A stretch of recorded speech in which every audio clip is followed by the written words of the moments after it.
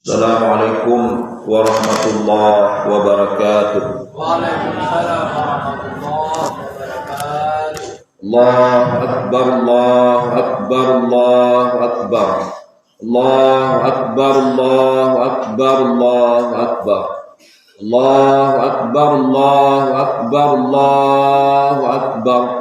La ilaha illallah wallahu akbar. Allahu akbar walillahil hamd. Alhamdulillah wahda, sadaqa wa'da, wa nasara 'abda, wa 'azza jundahu wa hazamal ahzaba wahda.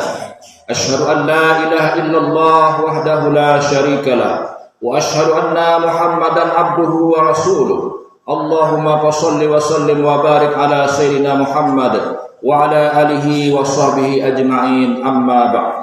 Ayuhan nas, usikum wa nafsi bittaqwallah faqad fazal muttaqun. Qala Allah ta'ala fi kitabihil karim, a'udzu billahi minasyaitonir rajim. Bismillahirrahmanirrahim. Inna a'tainakal kautsar fashalli li rabbika wanhar inna syani'aka huwal abtar. Wa qala sallallahu alaihi wasallam, man kana lahu sa'atun wa lam yudahi fala yuqarribanna musallana. Sadaqallahul azim. Wa sadaqa rasuluhul karim wa nahnu ala dzalika minasyahidin walhamdulillahi rabbil alamin. Puji syukur senantiasa kita panjatkan kepada Allah Subhanahu wa taala.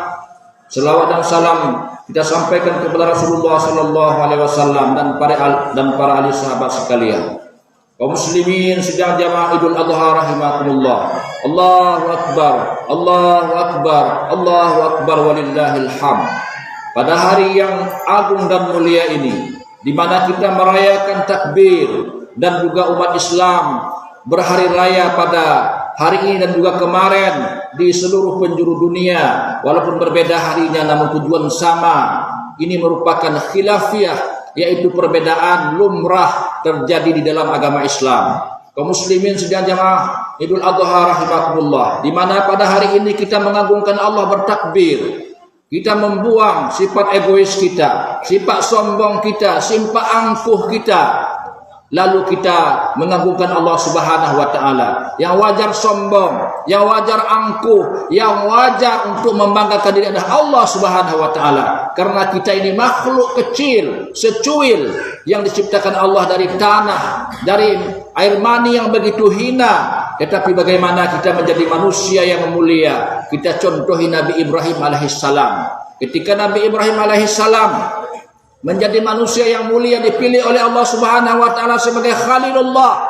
Bukanlah dipilih karena dia tidur di rumah, tidak salat, tidak puasa, tidak berbuat kebaikan, tetapi dia adalah seorang nabi diuji oleh Allah Subhanahu wa taala. Maka apabila kita merasa sudah tenang hidup kita, salat tidak, puasa tidak, ibadah tidak, berarti kita lebih hebat dari Nabi Ibrahim alaihissalam. Kenapa? Karena Nabi Ibrahim itu diuji oleh Allah. Ketika dia berumur 60 tahun, ketika itu dia disuruh khitan. Umur 60 dia sendiri memotong.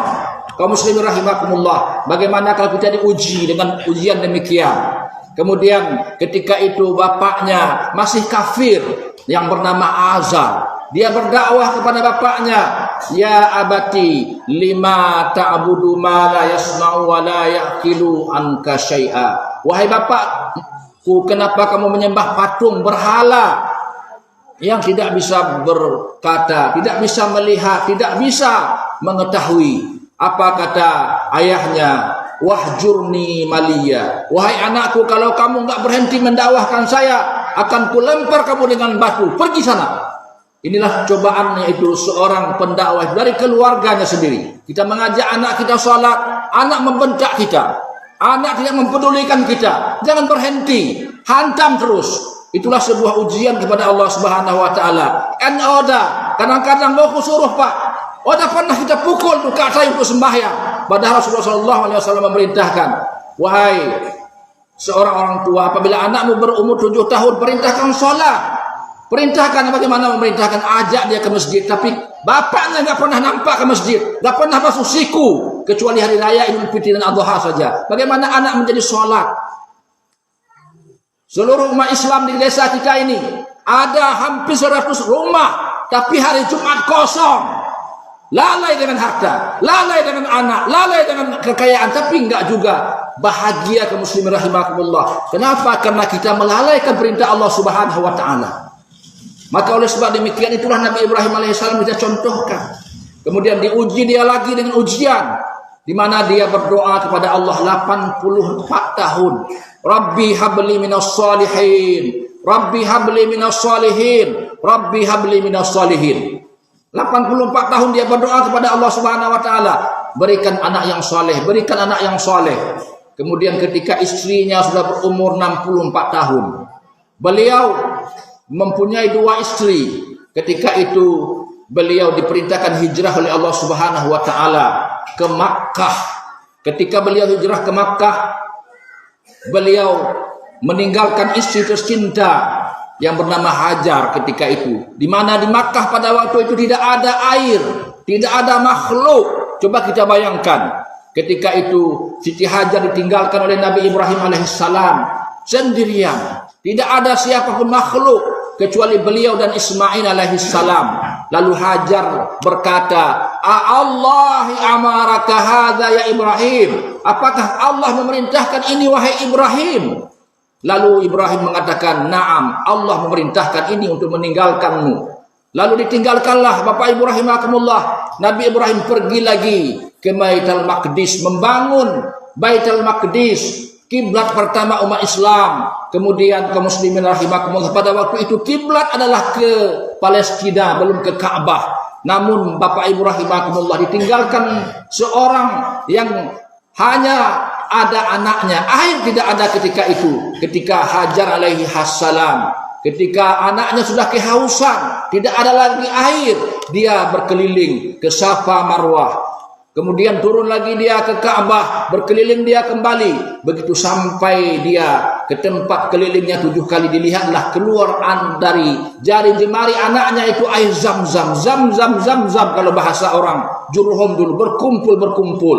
Maka air zam-zam itu adalah air mata air dari surga yang tidak akan kering sampai hari kiamat. Nanti kalau hari kiamat dunia tanda-tandanya adalah mengering air zam-zam ini kaum muslimin rahimakumullah. Maka oleh sebab demikian menjadi ibadah haji bagi orang yang pergi ke Makkah untuk tawaf. Ini adalah bagaimana seorang wanita berjuang untuk anaknya, berjuang untuk keluarganya. Kemudian apalagi perjuangan Nabi Ibrahim. Ketika itu dia berdakwah kepada kaumnya, kepada masyarakatnya. Ketika itu dia pergi ke dalam sebuah gereja di kampungnya itu. Dihancurkan patung-patung yang kecil, kemudian ditinggalkan patung yang besar. Kemudian ditaruh kapak di patungnya itu. Lalu ditanya, "Man fa'ala hadza bi alihatina ya Ibrahim?" Siapa yang melakukan ini kepada patung-patung kami, wahai Ibrahim? Maka dia mengatakan, ini melakukannya adalah patung yang besar itu. Coba kau tanya kepada patung besar itu. Apa kata mereka? Kau dah tahu bahwa patung besar ini enggak bisa ngomong, enggak bisa bicara, enggak bisa apa-apa, dia batu. Kenapa kalian menyembah yang tidak bisa berbicara? Menyembah batu, menyembah berhala. Maka kalau hari ini kita masih menyembah manusia, masih mengagungkan manusia, masih mengharap kepada manusia, berarti iman kita masih kosong. Maka harapan kepada Allah, jangan kena mengharap kepada manusia, kita gadaikan iman kita, kita gadaikan akidah kita. Maka Allahus Samad, Allah tempat berlindung kita, Allah tempat meminta kita ke muslimin rahimakumullah. Maka kalau kita berharap kepada manusia, kecewa hati kita, janji-janji dan sebagainya, itu adalah merupakan hal yang lumrah pada manusia. Maka oleh sebab demikian berpegang kepada Allah. Mau kaya, berusaha berdoa kepada Allah Subhanahu wa taala. Nabi Ibrahim berdoa 84 tahun baru dikaruniai anak kaum muslimin rahimakumullah. Kemudian pada puncaknya Nabi Ibrahim diikat oleh Raja Namrud. Kemudian dikumpulkan api dan kayu bakar satu kampung itu lebih besar dari masjid ini. Kemudian dibakarlah dia. Ketika dibakar, Allah Subhanahu wa taala, kuni bardan wa salaman ala Ibrahim. Diam kau api, dingin kau api, beri selamat kepada Nabi Ibrahim. Nabi Ibrahim dibakar oleh api, tidak dimakan karena izin Allah. Maka kalau kita kaum muslimin rahimakumullah, hidup kita ini walaupun ada cobaan, rintangan, hal-hal yang terjadi, kadang sawit murah, harga cabai mahal, uang tidak ada, itu adalah merupakan ujian dari Allah Subhanahu wa taala. Yang kita melenceng, mencuri dan juga korupsi dan juga memakan hak orang lain, itu adalah merupakan hal yang harus kita tahan dari diri kita. Karena 1 rupiah masuk ke dalam kantong kita, ke dalam makanan kita, Allah tidak terima ibadah kita 40 tahun yang haram itu, kaum muslimin rahimakumullah. 1 rupiah masuk yang haram ke dalam kantong kita, kita salat, kita puasa, kita ibadah, 40 tahun ibadahmu dibuang oleh Allah Subhanahu wa taala. Itulah yang perlu kita kasih kepada anak kita yang halal, kepada istri kita yang halal. Apa buat untuk lebih mewah mereka? Pakai emas, pakai yang mewah-mewah, tetapi dari yang haram. Itu tidak ada gunanya insya Allah Subhanahu wa taala. Kemudian yang keempat, muslimin rahimakumullah, cobaan kepada Nabi Ibrahim ketika dia sampai kembali ke Makkah. Anaknya berumur 15 tahun dalam satu riwayat. 15 tahun dia tinggalkan, coba kita bayangkan. Gak pernah datang kembali. Ketika itu Allah Subhanahu wa taala menguji kembali. Inni ara fil manami anni adbahuk. Saya melihat bahwa di dalam mimpi saya menyembelihmu wahai anakku. Panzur madza tara. Wahai anakku, pikirkanlah bagaimana pendapatmu dengan mimpi ayah ini. Ini adalah seorang ayah yang soleh, seorang anak yang soleh, enggak membantah orang tuanya. Terkadang anak-anak sekarang ini kita suruh aja beli beras nak sebentar, nahan sambing katanya. Inilah anak yang durhaka kepada orang tua. Maka kalian anak-anak kami, begitu disuruh orang tua kalian, patuhlah. Nabi Ibrahim kamu akan saya sembelih, kata ayahnya. Coba kalau anak kita bilang saya sembelih kau nanti, mungkin pihir ya, balang ya, kaum muslimin rahimakumullah. Tetapi Nabi Ismail alaihissalam, ya abatif alma tu'mar. Wahai ayahku, lakukanlah apa yang diperintahkan Allah.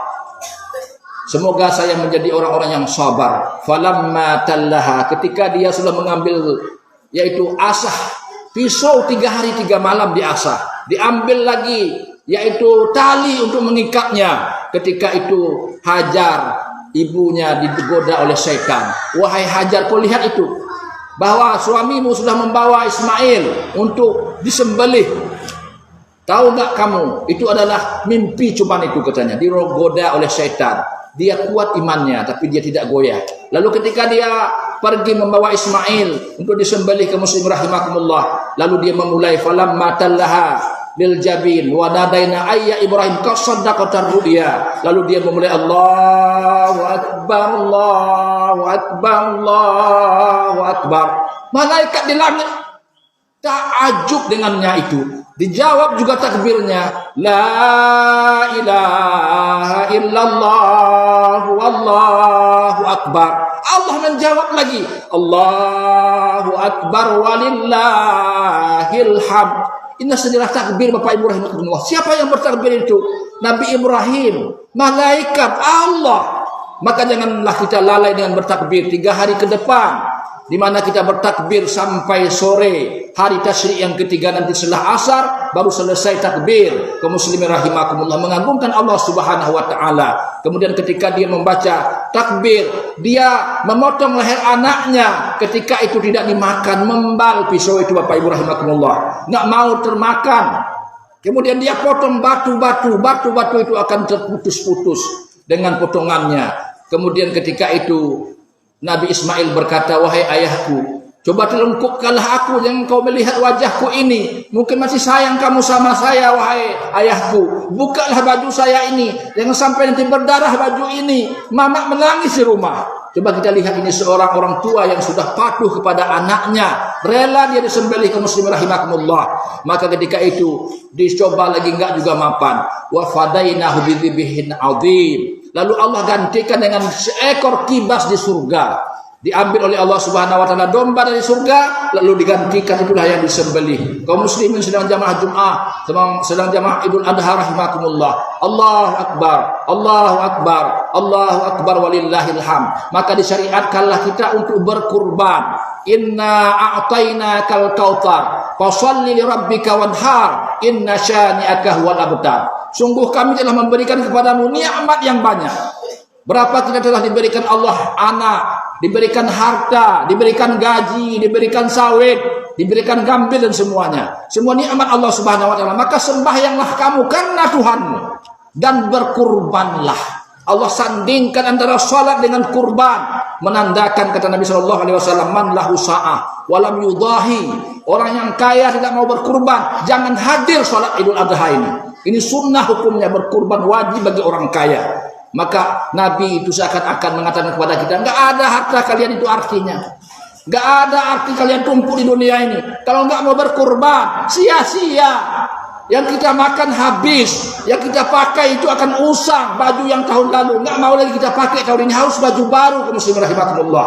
Tetapi yang tinggal adalah kita sedekahkan. Sedekah yang paling afdal di dunia ini adalah kurban. Maka Nabi SAW, tidak ada sesuatu yang paling afdal di hari raya itu kecuali meneteskan darah. Bagaimana cara kita berkurban? Ada 4 cara. Pertama, bagi orang mampu 1 ekor unta. Enggak mampu di bawah itu 1 ekor lembu 1 keluarga. Enggak mampu 7 orang patungan. Enggak mampu juga 1 ekor kambing. Kambing jantan boleh, kambing betina boleh. Kemudian enggak mampu juga 1 ekor domba biri-biri itu. Biri-biri berapalah harganya? 1.200.000 kaum muslimin rahimakumullah. 800.000. Yang mana di Jakarta kemarin ada seorang nenek-nenek, dia pergi dengan jalan kaki ke tempat orang menjual kambing. Ketika sampai di sana kaum muslimin rahimakumullah, dia menawar berapa harga biri-biri. Dikatakan orang penjual 1.700.000. Nenek itu mengeluarkan uangnya 1.500.000, kemudian diantar ke rumahnya. Begitu sampai orang yang menjual ini ke rumah nenek-nenek ini, ternyata dia mengumpulkan selama yaitu 2 tahun 2.000 perak sehari kaum muslimin rahimakumullah untuk berkurban. Setiap tahunnya nenek-nenek ini, dilihatlah rumahnya dari bambu, kemudian atapnya dari yaitu bukan seng tapi dari lalang. Lalu menangis orang yang menjual ini, saya sudah lama menjual kurban, enggak pernah saya berkurban. Dia pulang, kemudian dia sembelih 10 ekor lembu kaum muslimin rahimakumullah. Terharu, bukan karena mampu tapi kemauan. Tapi kalau kaya pun kita, hebat pun kita, tapi enggak mau, berarti kita tidak mau mendekatkan diri kepada Allah Subhanahu wa taala. Maka makna kurban itu adalah taqarrub ilallah, mendekatkan diri kepada Allah Subhanahu wa taala dengan kita menyembelih itu sebagai mengagungkan syiar Nabi Ibrahim yang sudah ditukar dengan menyembelih kambing. Kalau tidak, setiap kita punya anak laki-laki 1 wajib 1 keluarga, tapi wa fadainahu bidzibhin adzim, diganti oleh Allah dengan sembelihan yang besar. Kemudian enggak mampu juga Bapak Ibu rahimakumullah, apa yang kita korbankan? Korbankan egois kita, korbankan sombong kita, korbankan angkuh kita, korbankan permusuhan kita pada hari ini. Ternyata kita bermusuh sama tetangga kita sendiri, sama saudara kita sendiri, gara-gara jabatan, gara-gara kepeng. Habok kan kepeng ini, orang perlu ya. Karena kepeng ini di dunia kecak kita, tapi persaudaraan ini di hari kiamat Bapak Ibu rahimakumullah. Bakune kita kada kampung berpecah belah gara-gara kepeng, gara-gara jabatan.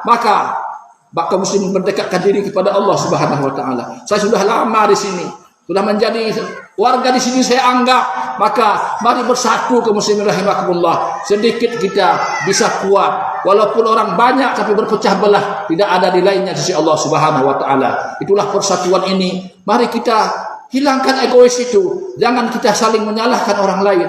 Jangan kita memandang bahwa yaitu di pelupuk mata kita gajah tidak nampak, tetapi semut di ujung sungai, di ujung laut nampak. Apa artinya? Lihatlah pribadi kita masing-masing. Jangan hanya mengoreksi pribadi orang lain. Jangan hanya ngomong tentang kesalahan orang lain, tapi ngomongkanlah kepada diri kita, kepada Allah Subhanahu wa taala. Sejauh mana pengorbanan kita? Sudahkah kita berkorban Bapak Ibu rahimakumullah? Sudahkah kita mengorbankan harta kita, sedekah, infak dan sebagainya? Kalau belum ada nilai kita di sisi Allah Subhanahu wa taala. Demikianlah khutbah yang singkat ini yang dapat saya sampaikan, bukan untuk menyinggung tapi untuk mempersatukan kita. Bagaimana hati kita ini bisa kembali kepada Allah, mendekatkan diri, bukan dengan harta, bukan dengan kekayaan, bukan dengan yang lain, tapi dengan kita untuk melaksanakan kurban dan juga mengorbankan egois kita dan juga mengorbankan kesombongan kita, kecuali adalah Allahu Akbar, Allahu Akbar, Allah yang maha sombong, yang maha agung, yang maha segala-galanya. Demikianlah yang dapat saya sampaikan, semoga bermanfaat. Masuk dalam rukun al-khutbah. Allahu Akbar, Allahu Akbar, Allahu Akbar, Allahu Akbar, Allahu Akbar, Allahu Akbar. Allahu akbar, Allahu akbar, Allahu akbar, walillahil hamd. Alhamdulillah wahdah, sadaqa wa'dah, wa nasara 'abdah, wa 'azza jundahu, wa hazamal ahzaba wahdah. Asyhadu an la ilaha illallah wahdahu la syarika lah, wa asyhadu anna Muhammadan abduhu wa rasuluh. Allahumma shalli wa sallim wa barik ala sayyidina Muhammad wa ala alihi wa sahbihi ajma'in. Amma ba'd. Ayuhan nas, usikum wa nafsi bittaqwallah faqad fazal muttaqun. Qala Allah Ta'ala fi kitabihil karim. A'udzu billahi minasy syaithanir rajim. Bismillahirrahmanirrahim. Inna a'tainakal kautsar fashalli li rabbika wanhar. Inna syani'aka huwal abtar. Barakallahu li wa lakum fil Qur'anil azim. Wa nafa'ani wa iyyakum bima fihi minal ayati wa dzikril hakim wa taqabbala minni wa minkum tilawatahu innahu wal ghafurur rahim.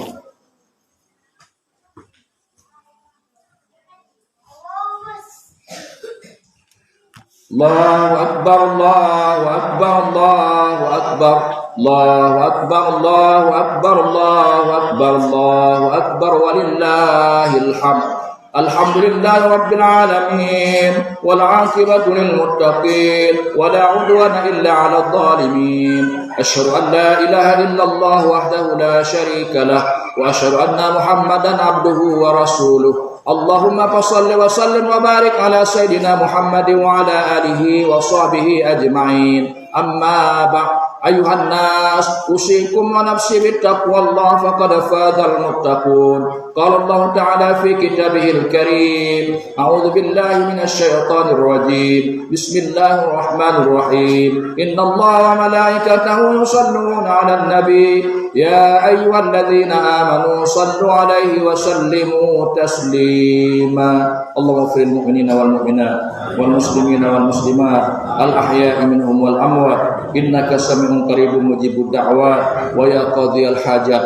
Rabbana hab lana minas shalihin. Rabbana hab lana minas shalihin. Rabbana hab lana minas shalihin. Rabbana zalamna anfusana wa illam taghfir lana wa tarhamna lanakunanna minal khasirin. Rabbana atina fid dunya hasanah wa fil akhirati hasanah wa qina adzabannar. Ibadallah, innallaha ya'muru bil adli wal ihsani wa ita'i dzil qurba wa yanha 'anil fahsya'i wal munkari wa ya'idukum la'allakum